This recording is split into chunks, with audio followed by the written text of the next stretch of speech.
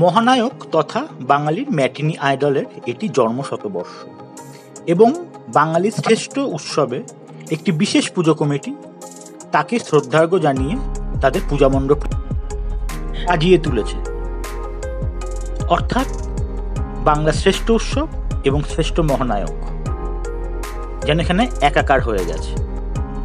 শোভাবাজার অঞ্চলের বিখ্যাত পুজো বেনিয়াটলা সার্বজনীন, এবং এই প্রতিমা কিন্তু গত কয়েক বছর ধরে তারা স্থায়ীভাবে করে নিয়েছে এই পিতলের বিশেষ প্রতিমা। 2025-এর পূজা পরিক্রমা শুরু করলাম। শুভ পঞ্চমী জানাই আমার সমস্ত দর্শক বন্ধুকে।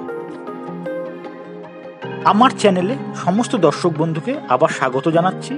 2025-এর দুর্গাপূজা তোমাদের সকলের খুব ভালো যাক এই কামনার সাথে ভিডিওটি শুরু করছি। আমরা পঞ্চমীর দিন ঠাকুর দেখা শুরু করেছিলাম শ্যামবাজার অঞ্চলের একটি বিখ্যাত পুজোকে দিয়ে, যাদের এবছরের থিম দুবাইয়ের একটি বিখ্যাত বিল্ডিং। চলো আস্তে আস্তে আমরা ভেতরে প্রবেশ করব এবং অসাধারণ সুন্দর এক দেবী প্রতিমা দেখতে পাবো। চলো।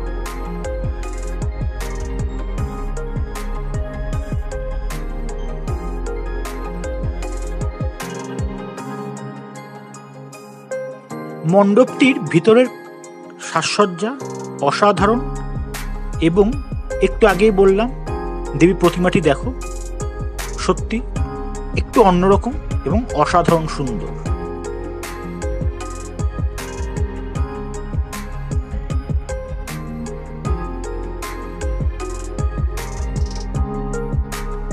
এবার শ্যামবাজার থেকে আমরা যাচ্ছি বাগবাজারের দিকে, এবং প্রথমে আমাদের পড়লো আবোল তাবোল।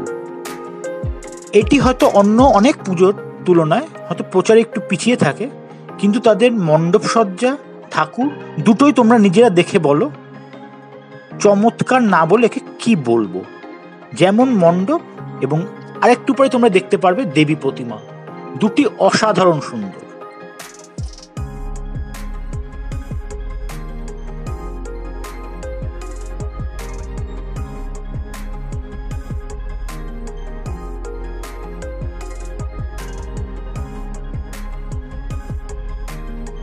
দেখো একটু আগেই বললাম বাইরে থাকতে থাকতে দেবী প্রতিমা, ট্র্যাডিশনাল দেবী প্রতিমা, এবং ভিতরে আলোকসজ্জা দেবী প্রতিমা সত্যি অনন্য।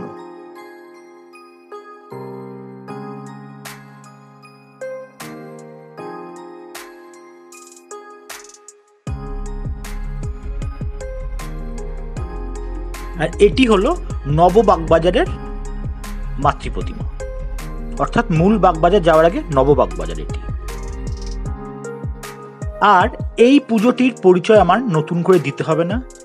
কলকাতার দুর্গাপূজা পরিক্রমা এই একটি প্যান্ডেল না আসলে বুঝি আমাদের সম্পূর্ণ হয় না। হ্যাঁ, বাগবাজার ট্র্যাডিশনাল মায়ের মুখ, এবং এই পুজোর ঐতিহ্য সত্যি বাঙালির মননে চিরস্থায়ী হয়ে রয়েছে এবং থাকবেও। চলো বাগবাজারের মাকে দর্শন করো।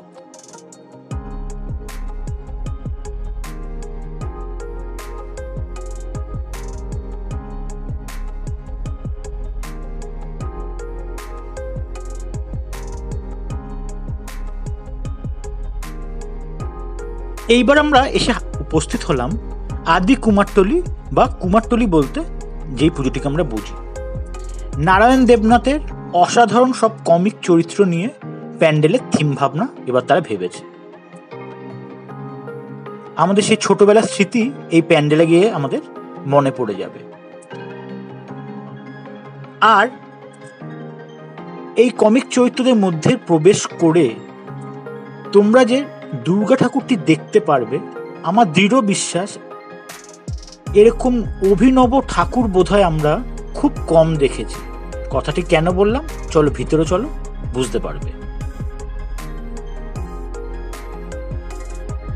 বন্ধুরা খেয়াল করো, এখানে মা দুর্গা যথেষ্ট বড় এবং আমার ট্র্যাডিশনাল মাটির তৈরি, গণেশ এবং কার্তিকও মাটির তৈরি প্রতিমা, সবই ঠিক আছে। লক্ষ্মী কিন্তু সরা, আর সরস্বতী কিন্তু ফটোতে।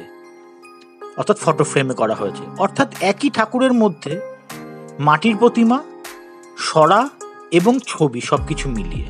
যাই হোক, তাকে পেছনে ফেলে আমরা চলে আসলাম কুমারটুলি পার্কের পুজোতে, যেটি উত্তর কলকাতার অন্যতম বিখ্যাত পুজো। তাদের প্যান্ডেল সজ্জা, ঠাকুর প্রত্যেক বছরই লাখো দর্শক টানে। কেন টানে এই পুজোতে আসলে তোমরা বুঝতে পারবে। প্যান্ডেল সজ্জা এবং মাতৃ প্রতিমা দুটি চমৎকারভাবে মেলবন্ধন ঘটেছে এখানে। বন্ধুরা, এখন যে দেবী প্রতিমাটি তোমরা দেখছো সেটি হচ্ছে বিকে পাল, অর্থাৎ পার্কের মধ্যে যে সুন্দর একটি পুজো হয়, যাদের ঠাকুর প্রতি বছরই দর্শকদের মন কেড়ে নেয়, সেই বিকে পালের তোমরা দেখছো।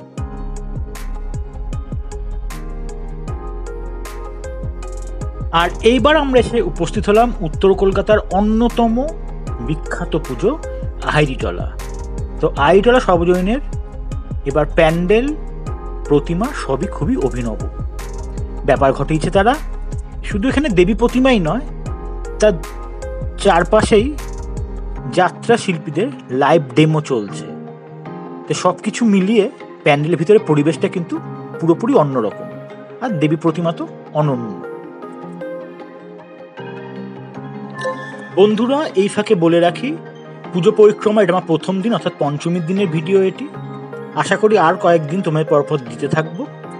তো এই চ্যানেলে আমার যারা নতুন বন্ধু আছে তাদেরকে অনুরোধ করব, আমার চ্যানেলটিতে তোমরা অবশ্যই যদি ভিডিওটি ভালো লাগে সাবস্ক্রাইব করে নিও। আর পুরনো বন্ধুরা বরাবর মতন আমার সাথে থেকো। ভিডিওটি ভালো লাগলে একটি লাইক এবং প্রচুর শেয়ার করো।